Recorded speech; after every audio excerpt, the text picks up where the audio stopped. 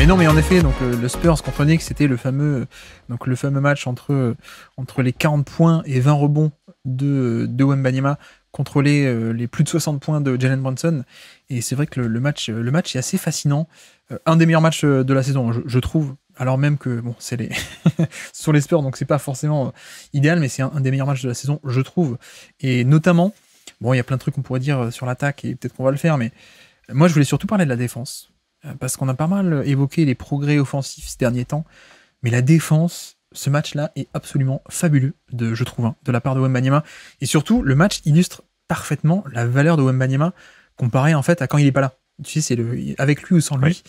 Et la différence, elle est énormissime en termes de la dissuasion au panier. Vraiment la rim deterrence, comme ils disent en anglais, mais la dissuasion au panier. Et le fait de, simplement, quand il est sur le terrain, il y a moins de tirs qui sont tentés par l'adversaire au panier, et c'est évidemment très important, parce que ce sont les tirs les plus importants et les plus rentables du basket. Donc quand tu arrives à couper cet accès-là, bah, c'est fabuleux. Et notamment, pour moi, tu vois, si on m'avait dit, on avait remaquillé ce match-là, ou alors avec une intelligence artificielle carrément, tu m'aurais dit c'est Rudy Gobert et c'est pas un Wembanyama, je t'aurais dit ben ouais, ça me choque pas, quoi. C'est un des meilleurs matchs de dissuasion défensive que j'ai vu cette saison, et même franchement c'est un calibre all defense qu'on a vu, quoi. C'est un truc assez hallucinant, dans le sens où on a affaire à une attaque de pick and roll très, très axée pick and roll, hein, avec les Knicks. Et donc le match démarre avec Wembanyama qui est sur le terrain, évidemment. Ça démarre en drop, donc lui, sur les pick and roll, il reste assez bas par rapport au niveau de l'écran. Et en fait, quand il est sur le terrain, les Knicks ne vont pas au panier. C'est très simple, les Knicks ne vont pas au panier du tout. Donc ça, tu peux quand même le noter sur les quelques premières minutes du match. Et puis ensuite, Wembanyama sort, il est remplacé par Zach Collins. Que se passe-t-il ensuite FD, quand Zach Collins rentre sur le terrain? Ah bah tiens, tout d'un coup, Jalen Brunson va au flotteur une première fois, et puis Jalen Brunson, nouveau pick and roll, il va au flotteur une deuxième fois, et puis ensuite, nouveau pick and roll, un alley-oop dans le dos de Zach Collins, et puis ensuite, un nouveau pick and roll, et puis il met son défenseur in jail, il le met dans son dos, et il sécurise la position pour le flotteur, et puis le end one, et puis ensuite, un nouveau alley-oop. C'est hallucinant, le différence avec et ou sans. Et puis ensuite, Wembanyama revient sur le parquet, deuxième quart-temps, et de nouveau, dissuasion au panier, drop, il n'y a rien qui passe au niveau de l'arceau.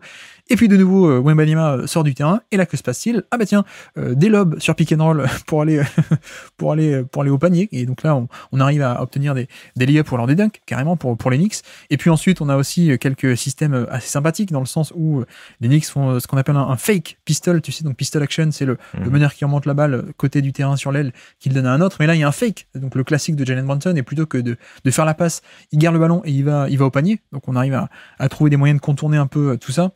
Ou alors un pick and roll, parce que du coup Wembanyama faisait un drop, il restait bas par rapport à l'écran, mais parce qu'il peut contrôler la raquette. Mais avec Zach Collins, on fait plutôt un edge, on lui demande de monter un peu plus haut pour mettre la pression, et du coup une petite pocket pass, comme on dit, une passe entre les défenseurs pour lancer le finisseur jusqu'au panier. Et c'est vrai que au-delà de ça, là, pour l'instant, c'est la première mi-temps que j'ai écrit, mais deuxième mi-temps, on a eu aussi pas mal de très bons ajustements de la part de Tom Thibodeau. C'est là aussi qu'on voit les bons coachs et les grands coachs, c'est que on revient des vestiaires et on s'est ajusté, quoi. Et en effet, les Knicks sont aussi beaucoup revenus dans ce match-là grâce à ces petits ajustements. Des zoom action, on démarre la deuxième mi-temps avec une zoom action. Donc qu'est-ce que c'est? C'est un écran plus un dribble hand-off, et c'est Miles McBride qui fait une très belle passe pour un dunk contre Wembanyama. On a aussi l'accent qui est un peu plus mis sur le côté, Jalen Brunson. De toute façon, si lui il est dans la raquette, n'hésite pas à prendre tes fameux short mid-distance, quoi. Prendre des petits tirs dans la mid-distance. Vu que lui, il bloque l'accès au panier, prends-les, ces tirs, quand t'es libre dans la raquette. Donc il y a un peu l'accent qui est mis là-dessus. Il y a aussi l'accent qui est mis beaucoup plus sur les pull-ups à 3 points aussi, de la part de Jalen Brunson, qu'on a beaucoup plus vu sur la deuxième mi-temps que sur la première, parce que, encore une fois, si tu veux bloquer l'accès au panier, pas de souci, mais du coup, moi je vais m'arrêter au pull-up à 3 points, et c'est aussi une des améliorations de Jalen Brunson, hein, ce côté, le pull-up, ok, mais surtout le pull-up à 3 points désormais. On a eu des systèmes un peu où on a utilisé aussi Hartenstein au poste haut, donc en tête de raquette. Quel est l'intérêt? C'est que du coup Wembanyama, il est obligé de suivre, il est en tête de raquette, et donc ça libère un backdoor pour Jalen Brunson. On a eu aussi ce qu'on appelle un stagger twirl. En gros, un stagger, c'est 2 écrans loin du ballon, et un petit mouvement, il y en a un qui... McBride prend pas les 2 écrans, il prend seulement un seul, et puis Jalen Brunson ressort, et puis on enchaîne sur un pull-up à 3 points, et puis une deuxième fois sur un drive et rebond offensif derrière. Enfin bref, plein de petits systèmes qui ont aussi permis aux Knicks de revenir dans le match. Et puis de nouveau, je vais pas te faire le play-by-play, FD, mais t'as compris, mais dès qu'il est rentré sur le terrain, en gros, l'accès au panier était bouché, et dès qu'il était sur le terrain, l'accès au panier était bouché, oui, et dès qu'il sortait, c'était la fête, quoi. Donc c'est aussi le côté, je sais pas toi ce que t'en penses, mais On a beaucoup parlé dernièrement des progrès offensifs, mais c'est vrai que défensivement, on a peut-être déjà affaire à un des tout meilleurs défenseurs de NBA en fait. Ouais, oui, alors pas pour faire un peu d'autopromo, mais j'ai écrit un article là-dessus. Et cet article, je l'ai écrit, bon, j'ai commencé à l'écrire en début de saison, je l'ai fini en mars. Je pense qu'il est déjà caduc. Ouais.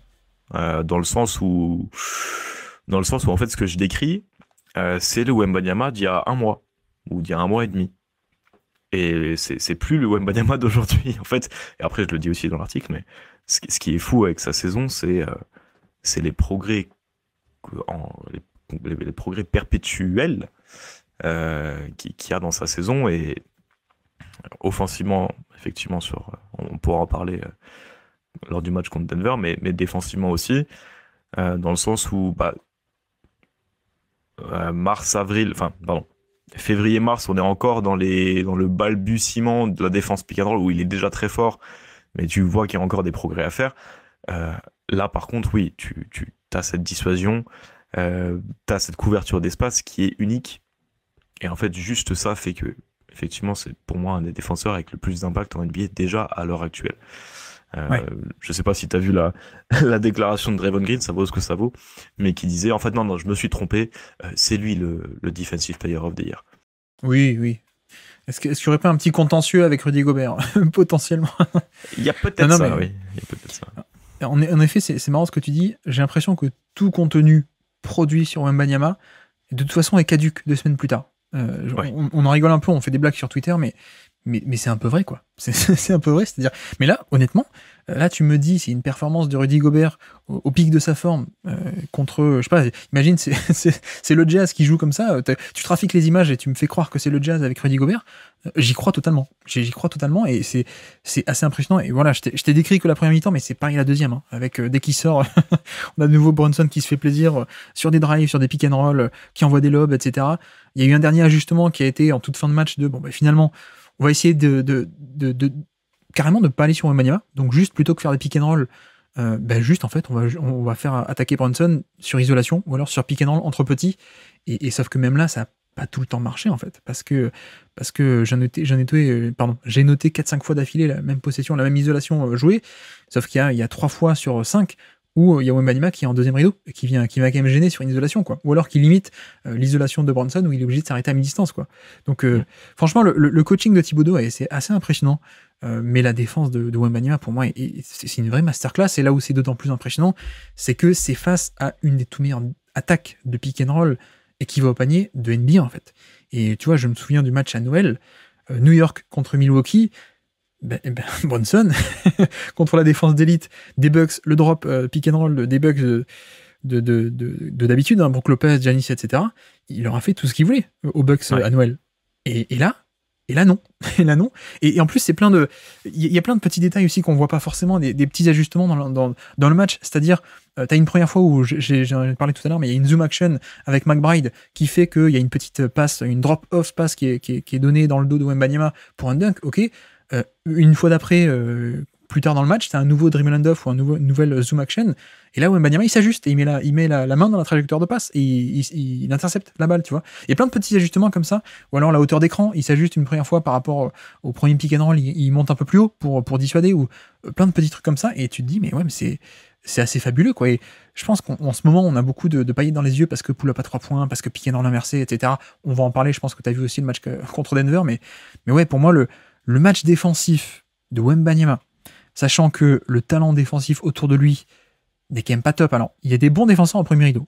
On a eu du Sohan, on a eu des Trey Jones. Voilà. Quelques-uns ont fait du bon boulot en premier rideau sur les pick and roll, notamment pour essayer de rester accroché.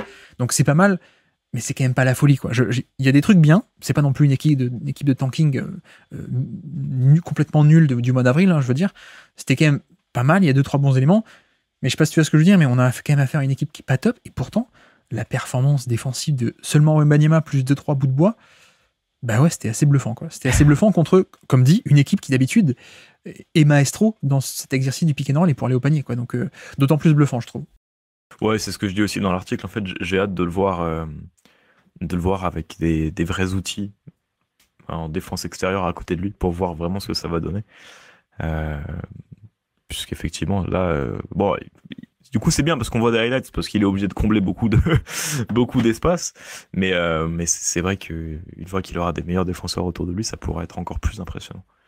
Tu vois, petit ajustement qui fait aussi assez régulièrement dans le match. New York aime bien, alors je veux parler de l'attaque cette fois.